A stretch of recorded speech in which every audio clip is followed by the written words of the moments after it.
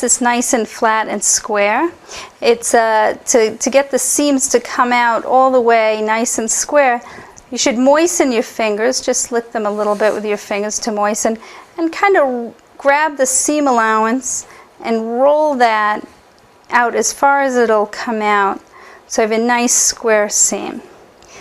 And right down to the edge, and then you press along that edge. Good steam iron. Okay, and do the same here.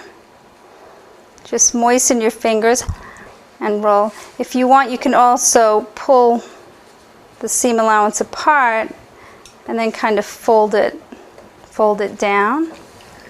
Now when you come to that opening that we left, see right there, you want to pull the seam allowance, roll the seam allowance all the way out, and then kind of pull it taut so you get a good straight line between the two seams, and press that.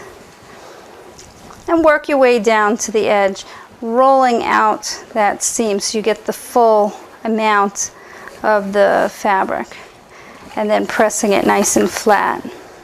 Now if you don't think that you got your corners quite poked out enough, you could put a pencil with the eraser end into the hole and just work your way into the corner and give that a good push.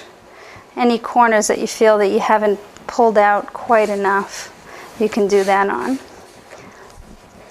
And we'll roll this seam out like that. You just kind of work it out. You push it all the way out to the edge and then press.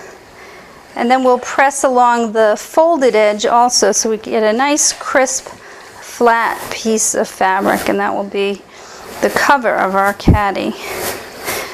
Next we're going to around the edge.